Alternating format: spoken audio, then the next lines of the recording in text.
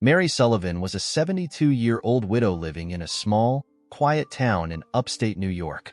Her days were a monotony of silence, interrupted only by the faint hum of her old radio or the occasional creak of her century-old wooden floors. The house, a modest two-bedroom cottage nestled at the edge of the town, was a reflection of her life. Simple, functional, and a little worn around the edges. Despite its charming exterior with flower boxes that Mary dutifully tended, the inside felt empty. Every corner seemed to echo the absence of laughter, conversation, and life. Mary's daughter, Emily, lived across the country in Seattle, pursuing a demanding career in tech. Their relationship had grown distant over the years, not due to a lack of love, but because of the increasing pressures of life. Emily rarely had the time to call, and when she did, their conversations often felt perfunctory, filled with polite questions and shallow updates. The once vibrant bond between mother and daughter had faded, leaving Mary with a gnawing ache of loneliness. One chilly November evening, Mary sat by her kitchen window, a steaming cup of chamomile tea warming her hands. She gazed out at the barren trees swaying in the wind. Another winter, she murmured to herself, her voice soft and tinged with melancholy. The silence was almost unbearable, broken only by the ticking of the wall clock.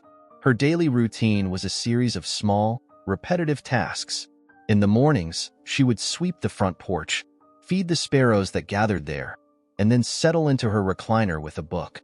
Afternoons were spent knitting or watching reruns of old sitcoms, and evenings were a solitary affair, often spent reminiscing about the past. She missed the days when Emily was a child, the house filled with giggles, the smell of cookies baking, and the chaos of raising a spirited daughter. One day, Mary decided to step out of her comfort zone. She ventured into town to visit a local cafe she hadn't been to in years. The place was warm and bustling, a stark contrast to her quiet home. She found a seat by the window and ordered a slice of pumpkin pie. As she ate, she overheard a conversation at a nearby table. "I heard the animal shelter just got a retired police dog," a woman said to her friend.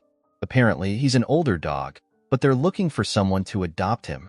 Mary's interest was piqued. She hadn't thought about having a pet since her husband, James, had passed away a decade ago. James had always wanted a dog, but life had gotten in the way. Now, with nothing but time on her hands, Mary wondered if this could be the change she needed.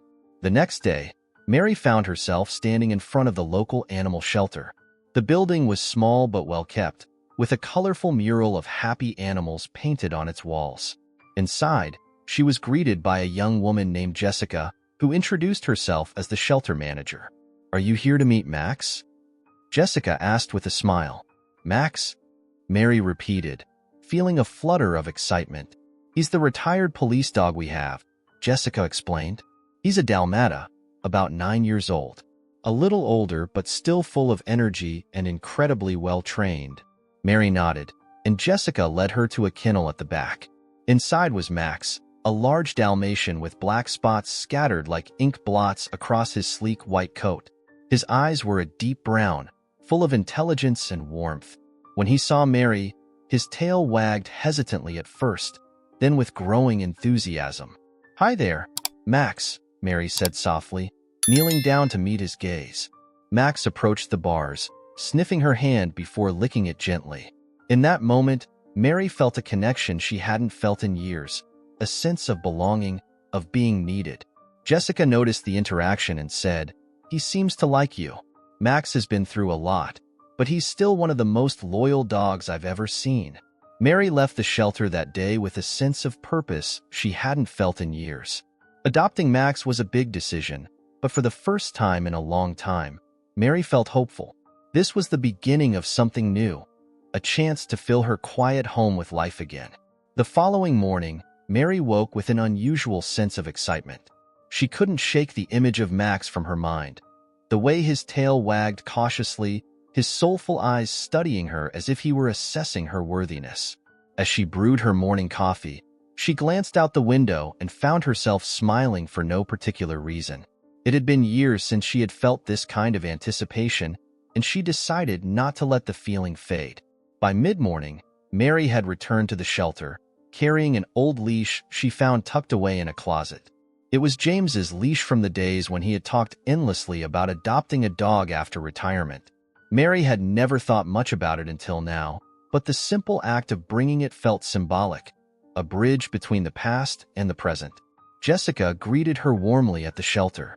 "Good to see you again, Mary," she said, her cheerful demeanor instantly putting Mary at ease. "Ready to spend some time with Max?" Mary nodded, feeling a mix of nervousness and excitement. Jessica led her back to the same kennel. Max was lying down, but his ears perked up as they approached. The moment he saw Mary, his tail thumped against the ground, a steady rhythm of recognition. "He remembers you," Jessica said with a smile. She opened the kennel door and slipped a leash onto Max's collar. "Why don't you take him for a walk around the yard? It'll give you both a chance to get to know each other." The shelter's outdoor area was small but pleasant, with a patch of grass and a few benches shaded by trees. As Mary walked Max around the yard, she noticed how well-behaved he was, walking at her pace and glancing back at her every so often, as if checking to make sure she was still there. "Good boy," Mary said softly, giving his head a gentle pat. Max wagged his tail in response, his eyes lighting up. They stopped by a bench, and Mary sat down while Max sniffed around the base of a nearby tree. As she watched him, Mary felt an inexplicable sense of calm wash over her. "You're a handsome boy, aren't you?" she said aloud, feeling a little silly for talking to a dog. But Max seemed to understand. He trotted over and rested his head on her lap, his eyes closing as she scratched behind his ears. Jessica walked over, observing the interaction.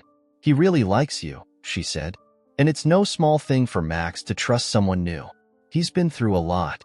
Mary looked up, curious. "What happened to him?" Jessica hesitated before replying. Max was a K-9 officer in the city. He served for 7 years, helping with everything from tracking missing persons to drug busts. But as he got older, he started slowing down, and eventually, they retired him. The department did their best to find him a home, but not everyone wants an older dog. He's been here for a few months now. The thought of Max spending his days in a kennel broke Mary's heart. She looked down at him, still resting his head on her lap, and felt a pang of protectiveness. "I'll take him," she said, the words tumbling out before she could second-guess herself. Jessica's face lit up. "Are you sure? It's a big commitment." Mary nodded. "I'm sure. He needs someone, and so do I." The adoption process was straightforward, and by the end of the day, Mary and Max were heading home together. As they pulled into the driveway, Mary glanced over at her new companion. He was sitting in the passenger seat, his head tilted slightly as he looked out the window. "Welcome home, Max," she said as they stepped out of the car. Max sniffed around the yard before following her inside. Mary showed him around the house, his nails clicking softly against the wooden floors.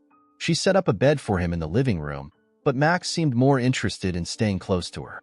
That evening, as Mary settled into her recliner with a book, Max lay at her feet, his breathing steady and comforting. For the first time in years, the house didn't feel quite so empty. Mary reached down to stroke Max's fur, and he responded with a contented sigh. "Looks like it's just you and me now," she said softly. Max wagged his tail in agreement, and Mary felt a flicker of hope that maybe, just maybe, this was the start of something wonderful. The first few days with Max were a learning curve for Mary. She had forgotten what it was like to care for another living being. The simple act of getting up early to take Max for a walk was both invigorating and challenging. Her muscles ached at first, and she grumbled to herself about the cold morning air. But Max's enthusiasm was infectious. Every time they stepped outside, his tail wagged furiously, and he sniffed at every patch of grass as though it held the secrets of the universe.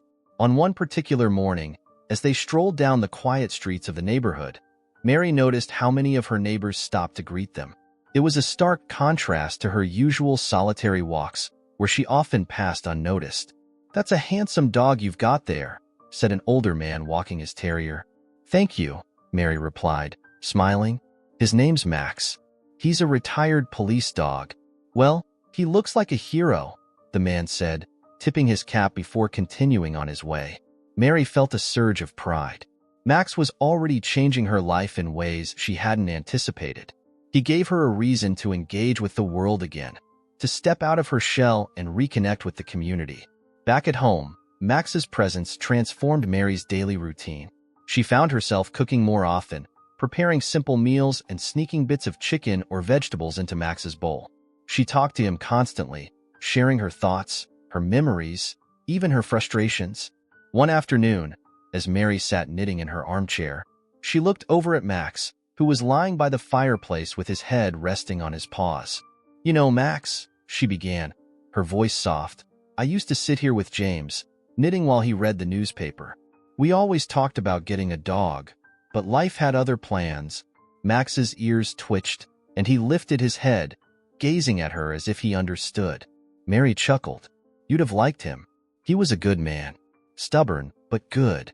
The bond between Mary and Max deepened with each passing day. Max seemed to sense her moods, staying close when she felt lonely and nudging her hand when she needed comfort. He brought a sense of purpose to her life, filling the void that had been there for so long.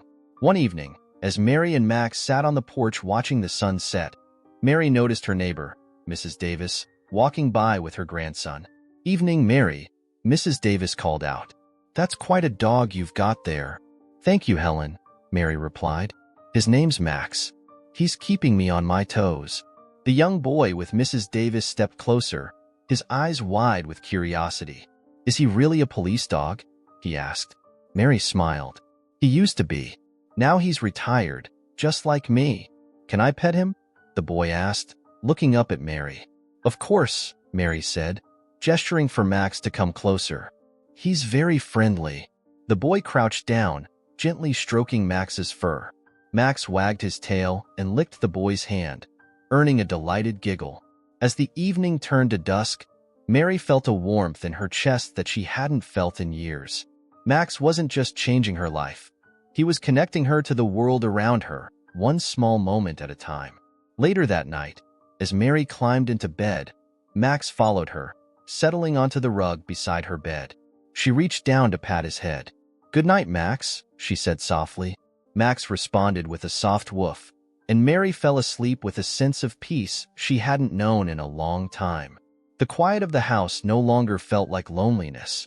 Instead, it felt like companionship, a shared silence that spoke volumes. In those first few weeks, Mary came to realize that adopting Max wasn't just about giving him a home. It was about finding her own sense of belonging, her own reason to wake up each day. And with Max by her side, Mary felt ready to face whatever life had in store. As the days turned into weeks, Mary and Max settled into a routine that felt natural, almost as though they had been together for years. Each morning, they would take a brisk walk around the neighborhood, where Max's friendly demeanor earned him plenty of admirers. In the afternoons, Mary often found herself talking to Max as she worked on her hobbies or cooked meals. Max, in turn, became her constant shadow, following her from room to room, always alert and attentive. One afternoon, Mary decided to tackle a project she had been putting off for years, cleaning out the attic.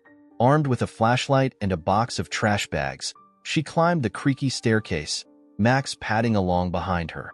The attic was dimly lit and cluttered with old boxes, forgotten furniture, and dusty memories of a life once filled with activity. "Let's see what we have here, Max," Mary said, her voice echoing slightly in the confined space. She opened the first box and pulled out an old photo album. The faded pictures inside were a bittersweet reminder of the past. Family vacations, Emily's high school graduation, and snapshots of her late husband, James. As she flipped through the album, Max nudged her arm with his nose. "I'm okay," Mary said softly, scratching behind his ears. "It's just a lot of memories, you know?" Max sat beside her, his warm presence grounding her as she continued to sort through the boxes. Among the items, she found an old tennis ball, its once bright yellow color now dulled with age. She held it up and looked at Max, who immediately perked up, his tail wagging with anticipation. "Is this what you want?" Mary teased, tossing the ball lightly. Max caught it mid-air, his movements surprisingly agile for his age. He pranced around the attic, the ball clutched proudly in his mouth. Mary laughed, the sound filling the attic with a joy that had been absent for too long. "All right, you win," she said, reaching out to take the ball. Max reluctantly released it, only to wag his tail enthusiastically as she threw it again. Later that evening, Mary sat on the couch, the photo album resting on her lap. Max was curled up at her feet, his snores a comforting background noise. Mary glanced at the pictures of Emily as a young girl, her heart aching with a mix of love and regret. It had been months since they last spoke, and even longer since they had a real conversation. Picking up her phone, Mary hesitated for a moment before dialing Emily's number. The call went straight to voicemail, and Mary left a message, her voice tinged with a mixture of hope and vulnerability. "Hi, Emily. It's Mom. I just wanted to let you know I'm doing well. I adopted a dog. His name is Max, and he's been such a blessing. I'd love to catch up whenever you have time. No rush, just call me when you can. Love you." She hung up and set the phone down, her fingers lingering on it for a moment. Max stirred at her feet, lifting his head to look at her. "It's okay," she said, leaning down to scratch his ears. "She'll call when she's ready." Over time, Mary and Max's bond only grew stronger. On rainy days, they would sit by the window together, watching the world outside. Max seemed to sense when Mary needed extra comfort, lying close to her when she felt particularly lonely or overwhelmed. One night, as Mary prepared for bed, she found herself talking to Max about things she hadn't shared with anyone in years. "I miss her, you know," she said, sitting on the edge of the bed. "Emily. She was my whole world for so long, but I guess I didn't always show her that." Max rested his head on her lap, his eyes full of understanding. Mary smiled through her tears, feeling a sense of relief she hadn't expected. "Thank you, Max," she said, her voice barely above a whisper. "You're a good listener." As the weeks turned into months, Mary began to realize that Max had given her more than just companionship. He had given her a reason to open her heart again. With his quiet loyalty and unwavering presence, Max had reminded her that it was never too late to build new connections and cherish the ones that mattered most. As the days turned into weeks, Mary and Max settled into a routine that felt natural, almost as though they had been together for years. Each morning, they would take a brisk walk around the neighborhood, where Max's friendly demeanor earned him plenty of admirers. In the afternoons, Mary often found herself talking to Max as she worked on her hobbies or cooked meals. Max, in turn, became her constant shadow, following her from room to room, always alert and attentive. One afternoon, Mary decided to tackle a project she had been putting off for years, cleaning out the attic. Armed with a flashlight and a box of trash bags, she climbed the creaky staircase, Max padding along behind her. The attic was dimly lit and cluttered with old boxes, forgotten furniture, and dusty memories of a life once filled with activity. "Let's see what we have here, Max," Mary said, her voice echoing slightly in the confined space. She opened the first box and pulled out an old photo album. The faded pictures inside were a bittersweet reminder of the past: family vacations, Emily's high school graduation, and snapshots of her late husband, James. As she flipped through the album, Max nudged her arm with his nose. "I'm okay," Mary said softly, scratching behind his ears. "It's just a lot of memories, you know?" Max sat beside her, his warm presence grounding her as she continued to sort through the boxes. Among the items, she found an old tennis ball, its once bright yellow color now dulled with age. She held it up and looked at Max, who immediately perked up, his tail wagging with anticipation. "Is this what you want?" Mary teased, tossing the ball lightly. Max caught it mid-air, his movements surprisingly agile for his age. He pranced around the attic, the ball clutched proudly in his mouth. Mary laughed, the sound filling the attic with a joy that had been absent for too long. "All right, you win," she said, reaching out to take the ball. Max reluctantly released it, only to wag his tail enthusiastically as she threw it again. Later that evening, Mary sat on the couch, the photo album resting on her lap. Max was curled up at her feet, his snores a comforting background noise. Mary glanced at the pictures of Emily as a young girl, her heart aching with a mix of love and regret. It had been months since they last spoke, and even longer since they had a real conversation. Picking up her phone, Mary hesitated for a moment before dialing Emily's number. The call went straight to voicemail, and Mary left a message, her voice tinged with a mixture of hope and vulnerability. "Hi, Emily. It's Mom. I just wanted to let you know I'm doing well. I adopted a dog. His name is Max, and he's been such a blessing. I'd love to catch up whenever you have time. No rush. Just call me when you can. Love you." She hung up and set the phone down, her fingers lingering on it for a moment. Max stirred at her feet, lifting his head to look at her. "It's okay," she said, leaning down to scratch his ears. "She'll call when she's ready." Over time, Mary and Max's bond only grew stronger. On rainy days, they would sit by the window together, watching the world outside. Max seemed to sense when Mary needed extra comfort, lying close to her when she felt particularly lonely or overwhelmed. One night, as Mary prepared for bed, she found herself talking to Max about things she hadn't shared with anyone in years. "I miss her, you know," she said, sitting on the edge of the bed. "Emily. She was my whole world for so long. But I guess I didn't always show her that." Max rested his head on her lap, his eyes full of understanding. Mary smiled through her tears, feeling a sense of relief she hadn't expected. "Thank you, Max," she said, her voice barely above a whisper. "You're a good listener." As the weeks turned into months, Mary began to realize that Max had given her more than just companionship. He had given her a reason to open her heart again. With his quiet loyalty and unwavering presence, Max had reminded her that it was never too late to build new connections and cherish the ones that mattered most. It was a quiet Saturday evening when the first signs of trouble began to surface. Mary was sitting in her recliner, a cup of tea warming her hands, while Max lay stretched out near the front door, his ears twitching at every small sound. Outside, the streets were unusually still, the kind of stillness that seemed to hum with tension. Mary glanced at the clock. It was nearly 10 p.m. She yawned, setting her tea down on the side table. "Time to turn in, Max," she said, her voice soft but tired. Max looked up at her, his ears perking up momentarily before settling back down. As Mary moved through the house, switching off lights and locking doors, Max followed closely behind her. She found his vigilance comforting, a quiet reassurance that she wasn't alone. By the time she reached her bedroom, Max had already claimed his usual spot on the rug near her bed. The night passed uneventfully until the faint sound of shuffling outside stirred Max awake. His ears perked, and he rose silently, his body tense and alert. A low growl rumbled in his chest, waking Mary. "Max?" she mumbled, sitting up in bed. She followed his gaze to the window, where the shadows seemed to dance in the moonlight. The sound came again, this time unmistakable.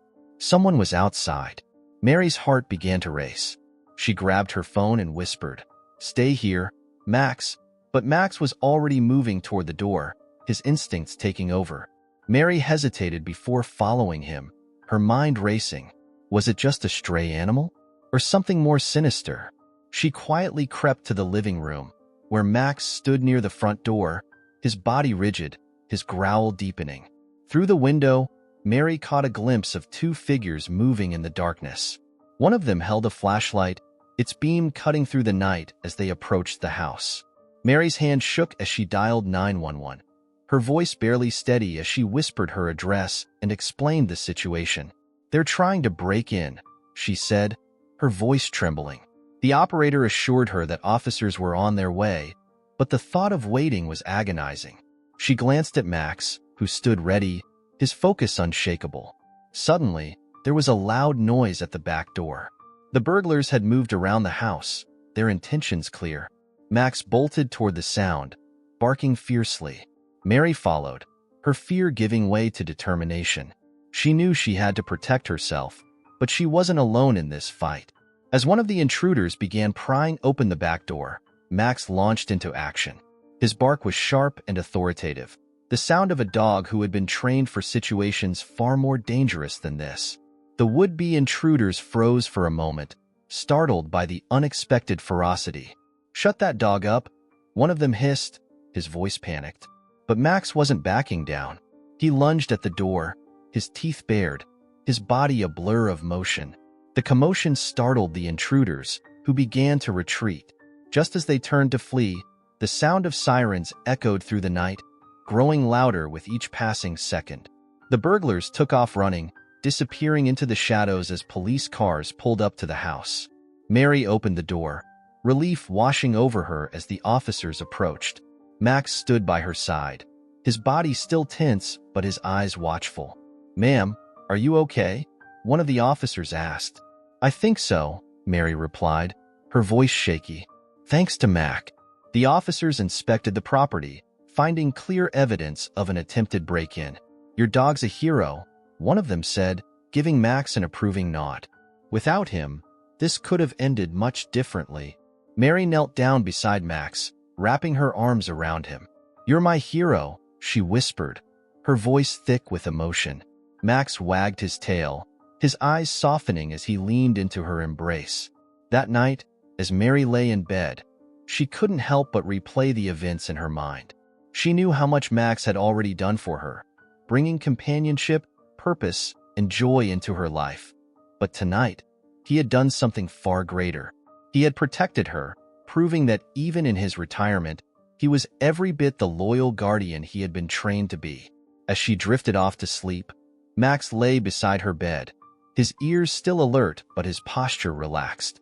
The house felt safe again, and Mary, for the first time in years, felt truly cared for. Max wasn't just a companion. He was her protector, her partner, and her steadfast friend. The days following the break-in were a whirlwind of attention from the local community and gratitude from Mary. Word of Max's heroics had spread quickly, thanks to a police report and a post on the department's social media page. Neighbors stopped by to check on Mary, some bringing casseroles, others just wanting to meet the dog who had saved the day. One afternoon, Officer Daniels, the lead officer who had responded to the burglary, stopped by for a visit. A tall, broad-shouldered man with a warm smile, Daniels carried a bag of dog treats in one hand and a folder in the other. "Afternoon, Mrs. Sullivan," he said, tipping his hat as Mary opened the door. "I thought I'd stop by and see how you're doing." "Please, call me Mary," she replied, ushering him inside. "And we're doing well, thanks to Mac."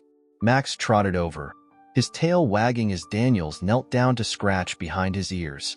"You're a real hero, buddy," Daniels said, holding out a treat. Max took it gently, his tail wagging harder. As they sat in the living room, Daniels explained the purpose of his visit. "We've had a lot of interest in Max's story," he said, pulling a piece of paper from the folder. "The local paper wants to do a feature on him, and the department would like to recognize him officially for his bravery."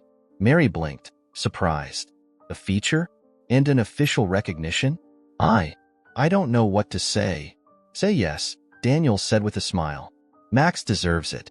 Dogs like him don't come around often, and what he did that night was extraordinary." Mary glanced at Max, who was lying at her feet, his head resting on his paws. "Well, if it's for Max," she said, smiling softly, "then yes." The following week, a reporter and photographer from the local paper visited Mary's home. They interviewed her about Max, his adoption, and the events of that fateful night. Mary recounted the story with a mix of pride and emotion, occasionally pausing to pat Max's head.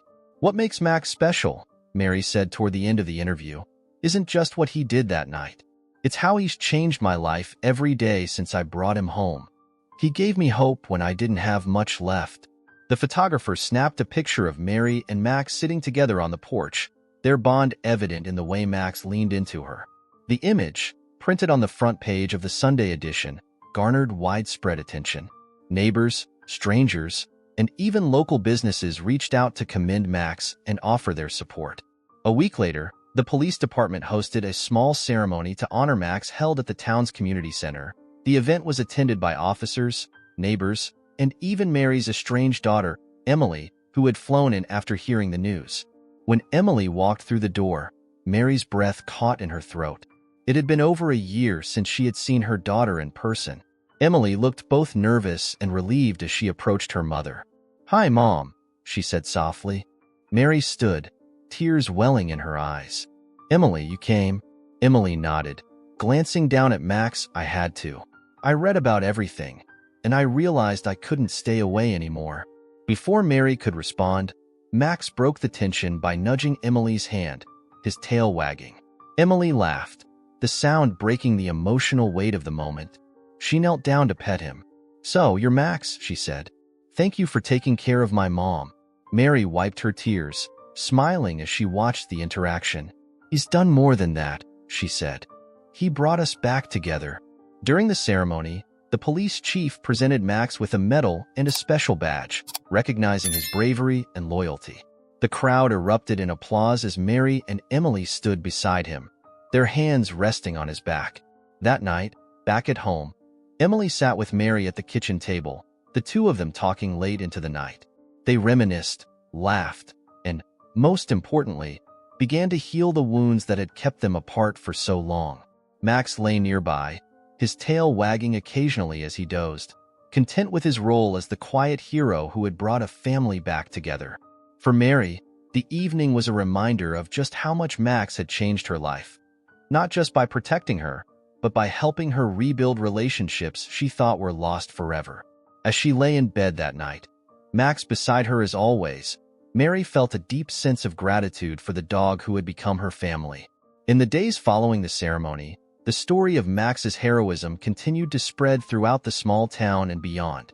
The photo of Mary and Max on the front page of the local paper caught the attention of a regional news outlet, which featured them in a segment on extraordinary animal companions. Mary, unused to the spotlight, found herself at the center of conversations wherever she went. The attention brought a wave of warmth and support from the community. Neighbors who Mary had never spoken to before stopped by with gifts for Max, dog treats, toys, and even handmade blankets. Children from the local elementary school wrote letters and drew pictures of Max, which Mary proudly displayed on her refrigerator.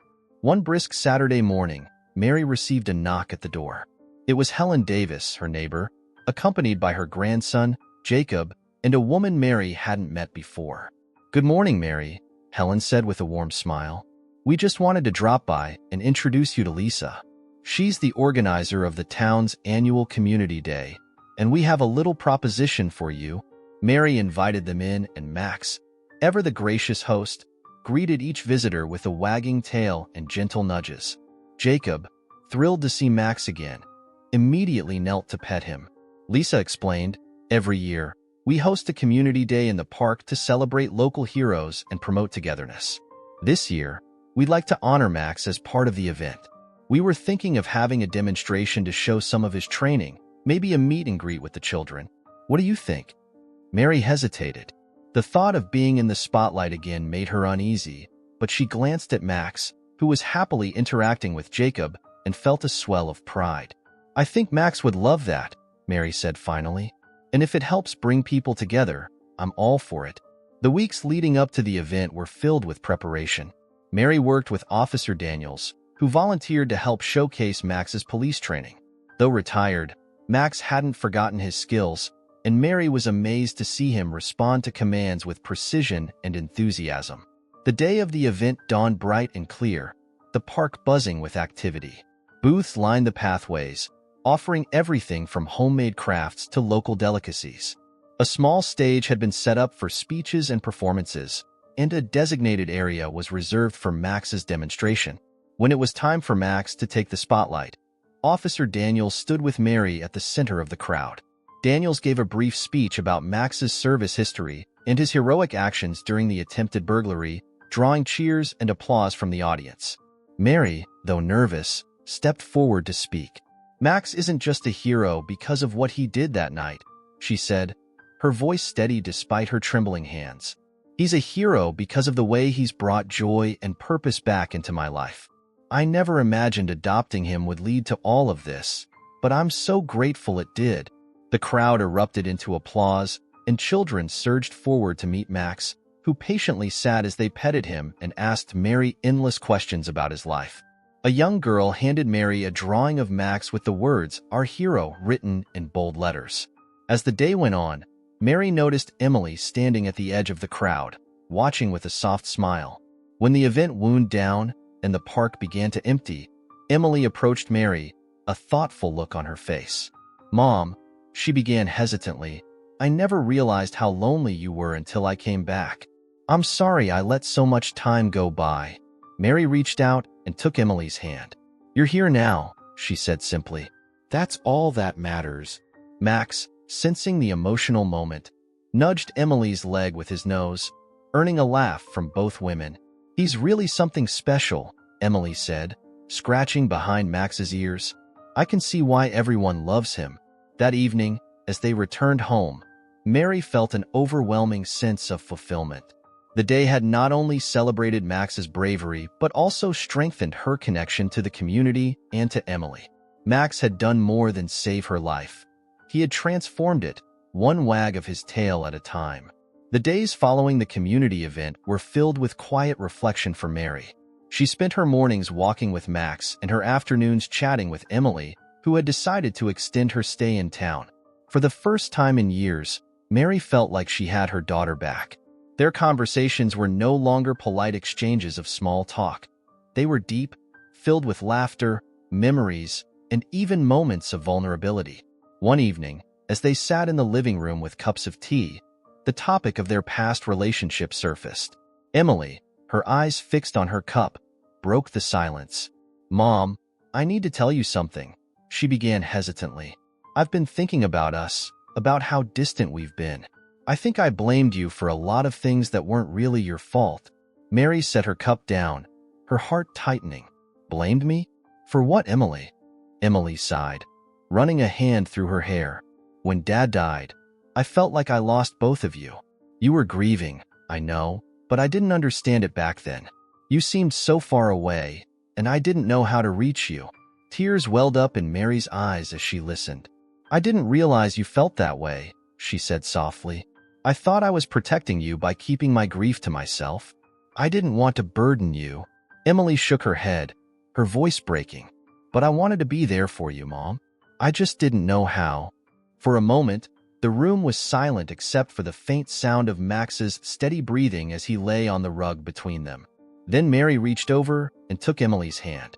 I'm sorry, Emily, she said, her voice trembling. I was so lost after your father died. I didn't mean to shut you out, but I can see now that I did. Emily squeezed her mother's hand, her eyes glistening. I'm sorry, too. I should have tried harder to understand. Max, sensing the emotional exchange, got up and rested his head on Mary's knee. She smiled through her tears, scratching behind his ears. This one, she said, gesturing to Max, has taught me more about connection and second chances than I ever thought possible. Emily laughed softly, wiping her eyes. He really is amazing. You know, Mom, when I first heard about the break-in, I felt this overwhelming guilt. I kept thinking, what if I'd been there? But then I realized, you had Max. He's not just your dog. He's your guardian. Mary nodded, her hand resting on Max's head. He's brought so much into my life, Emily. But having you here again, that means everything. Over the following days, Emily began to integrate herself into Mary's routine. She joined them on their morning walks, sharing stories from her life in Seattle and listening to Mary's tales about the town and its quirky residents. Together, they sorted through old photo albums, laughing over awkward family photos and reminiscing about vacations from years ago. One afternoon, as they sat on the porch with Max lying at their feet, Emily turned to Mary with a thoughtful expression. You know, Mom, I've been thinking about moving back. Maybe not to this town, but somewhere closer. I miss being near you.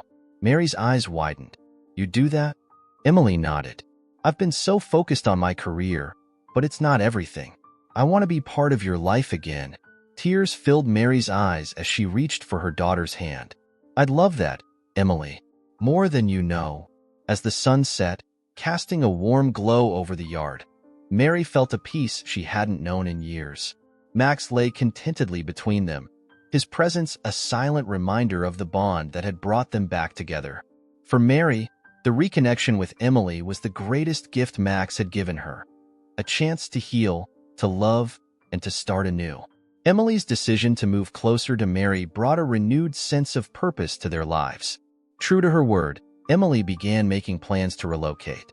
She applied for positions in nearby cities and started searching for homes within driving distance of Mary's. The thought of having her daughter nearby filled Mary with a joy she hadn't felt in years. But it was more than that. It gave her a sense of belonging she thought she'd lost. In the weeks leading up to Emily's move, their bond continued to grow stronger. Emily extended her stay, insisting she wanted to be there for her mother during this transition. Together, they fell into an easy rhythm. Morning walks with Max became a family affair, and evenings were spent cooking meals together and sharing stories about their days. One afternoon, as they strolled through the local park with Max trotting ahead, Emily brought up an idea that had been on her mind. "Mom, have you ever thought about getting another dog?" Mary raised an eyebrow, surprised. "Another dog?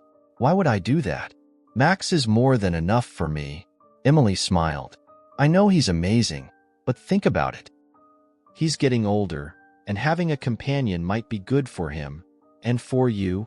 Mary looked thoughtful as she watched Max sniffing at a patch of grass. "I don't know, Emily. I worry about the responsibility. What if it's too much?" "Then I'll be here to help," Emily said reassuringly. "Besides, you've got so much love to give, Mom.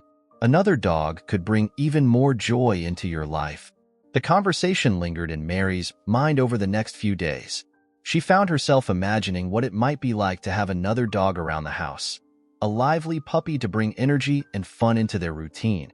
Or perhaps an older dog in need of a loving home. The idea didn't seem as daunting as it once had. One evening, as they sat on the porch watching the sunset, Mary turned to Emily. "All right, let's do it. Let's find Max a friend." Emily grinned. "Really?" Mary nodded. "But on one condition. You have to help me with the training." "Deal," Emily said, laughing. "Let's visit the shelter tomorrow." The next day, they returned to the same animal shelter where Mary had first met Max. Jessica, the shelter manager, greeted them warmly. "Back so soon, Mary?" she asked, smiling.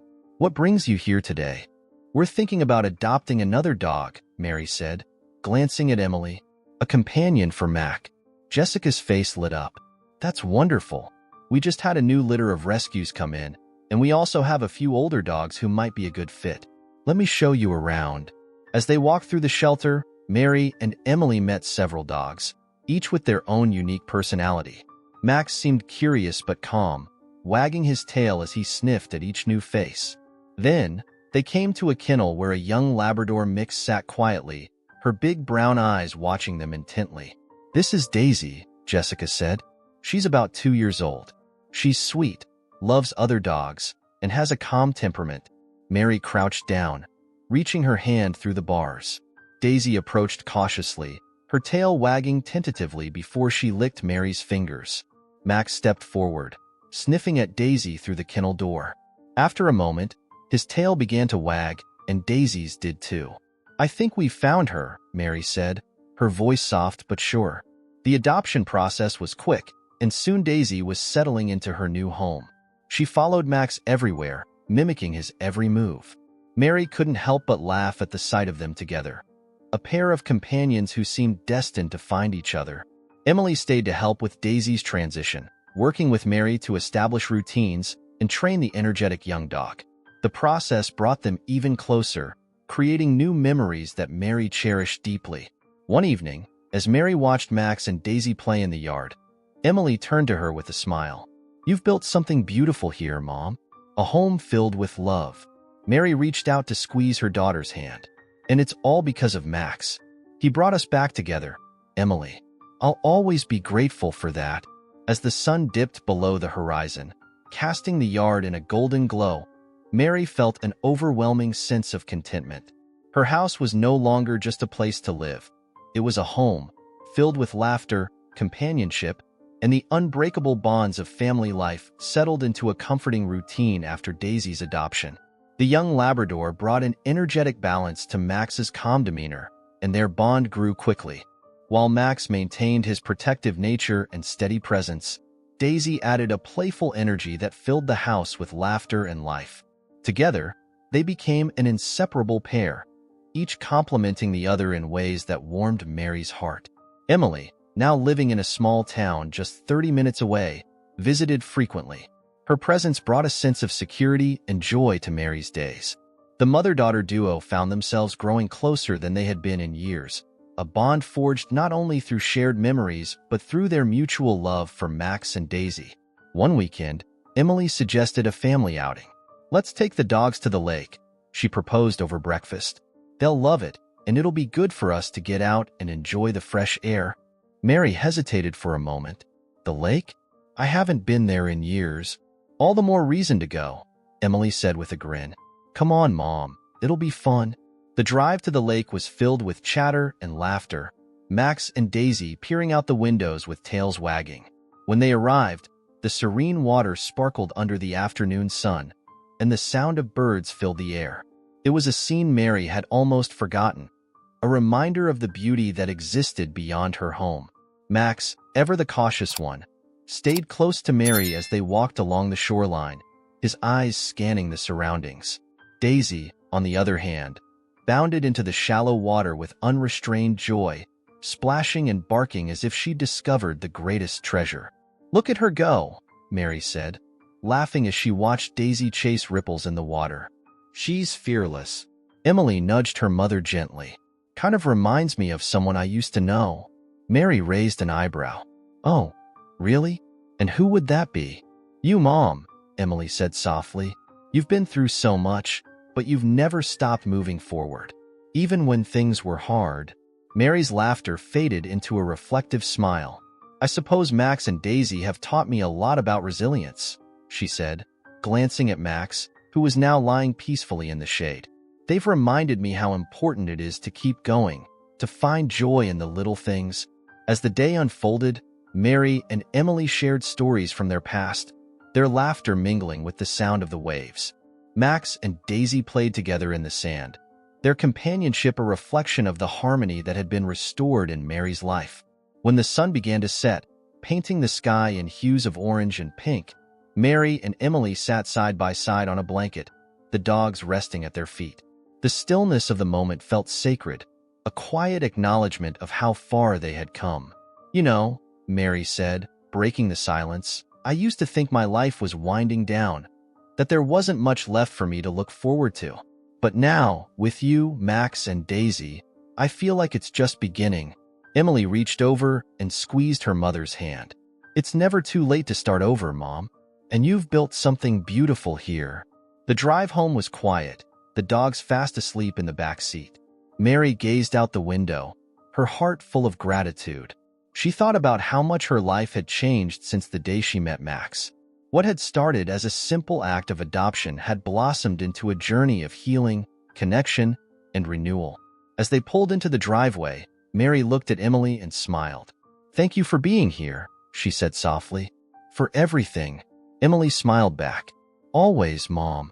That night, as Mary settled into bed, Max and Daisy curled up at her feet, their steady breathing lulling her into a peaceful sleep. The house, once silent and lonely, was now filled with warmth and love. And for the first time in years, Mary looked forward to what tomorrow might bring, knowing she wasn't facing it alone. She had her daughter, her loyal Max, and her spirited Daisy by her side. A family built not just by blood, but by the bonds of trust, love, and second chances. Leave a like, subscribe to the channel, turn on the notification bell, and check out this next story. It's incredibly moving.